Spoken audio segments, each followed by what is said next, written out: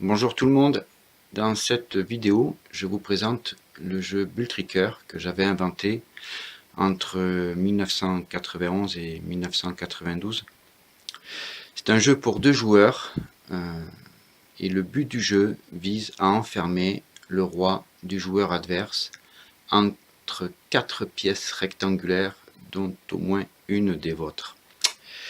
Les pièces de jeu sont placées en position de départ, telles que vous le voyez à l'image, et elles sont toutes actives et en jeu dès le départ de la partie. Alors, chaque joueur dispose de 15 pions, 8 dames et un roi. Donc ça, c'est les pions. Il y en a 15, 8 en position verticale et 7 en position horizontale. Des dames, il y en a 8. 4 de chaque côté du roi, ça donc c'est le roi. Le roi se déplace, il ne peut pas d'abord sauter ses pièces à lui, ni les autres, et quand il a le passage de libre, il se déplace sur une case par coup, en avant, en arrière, à droite, à gauche. Le pion, pareil, se déplace d'une case par coup. Il a 3 possibilités de déplacement selon qu'il est en position horizontale, là, ou en position verticale, là. Donc il peut avancer comme ça. Quand il est comme ça, il peut avancer comme ça. Le pion en position de départ, les pions horizontaux en position de départ peuvent avancer de 2 cases d'un coup lors de leur premier coup uniquement. On parle du premier coup uniquement de chacun de ces 7 pions en position horizontale de départ. La dame, quant à elle, elle va à toute distance, à la condition que le passage soit dégagé, elle va à toute distance. Après, elle peut aller comme elle veut. Voilà. Pareil, elle peut aller dans ce sens-là aussi, comme ça. Enfin, jusque-là, voilà. Tac, tac, tac, elle fait, voilà. Le but du jeu, donc, c'est d'enfermer le roi de l'autre entre 4 pièces, dont au moins une des vôtres. Alors, il peut y en avoir 4 comme ça à vous. Ça peut être comme ça. Voilà. C'est par exemple, on va dire une pièce, ça peut être une dame ou un pion. Ça n'a pas d'importance. Alors, le but, c'est de l'enfermer entre 4 pièces, mais dont au moins une des vôtres. Bon, là, en l'occurrence, il y en a 4 des vôtres, donc il est forcément mat. Mais il peut y en avoir une à lui, par exemple, là, comme ça. Pardon. Là, comme ça, il peut y en avoir une lui appartenant. Il peut y en avoir 2 lui appartenant, par exemple. Il peut y avoir 2 pièces à lui. Comme il y en a au moins une des vôtres, donc il y a mat. Et pareillement, même si c'était un autre pion, une pièce, 3 pièces noires, une pièce blanche, sur les 4 qui entourent son roi, il y en a au moins une des vôtres, donc c'est un mat. Ensuite, il y a ce qu'on a à savoir, c'est la prise des pièces. La prise des pièces se fait en sautant par-dessus l'autre pièce. Par exemple, on va dire qu'ici il y a une pièce. On va dire que si jamais j'avance de 2 cases d'un coup là comme ça, le noir est obligé de prendre en sautant par-dessus la blanche parce qu'il y a une case vide derrière. Alors les pions ne prennent que droit en avant, ou dans l'autre sens, il le fait pour les noirs, mais les blancs ils prennent droit en avant. Voilà, donc il prend comme ça, et il prend la pièce là-bas.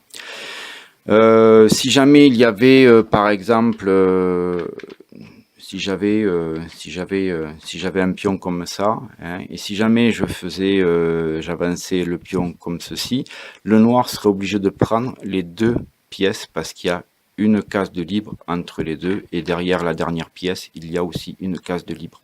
Donc voilà, il prend les 2 lors du même coup. Voilà. Évidemment, si jamais j'avais mes 3 pièces comme ceci là, et que je venais à faire ceci là direct, le pion prendrait 1, 2, 3. Il prendrait directement les 3 pièces d'un coup. Alors ça peut être des dames ou des pions, il n'y a pas d'importance. Le pion prend la dame ou prend le pion. Et là, forcément, une fois que le pion arrive ici, en case en fin en fin de parcours, il devient une dame. Alors il pourrait arriver ici, pour arriver là, il pourrait arriver n'importe où sur ces 7 cases là, il devient dame, le pion. Bon, ça c'était le pion. Un pion, oui, encore une chose, un pion, ça ne prend pas par côté. Il ne peut pas prendre par côté. Et lorsque deux pions sont comme ça, l'un en face de l'autre, ils ne peuvent pas se prendre entre eux. Hein. Il y a blocage. Ça, c'est ce qu'on appelle des petites butées. Le pion ne peut pas prendre comme ça. Hein. Il passe pas. Voilà. Ensuite, donc on a vu ça pour les pions.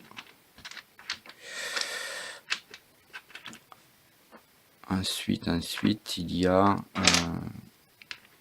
la dame.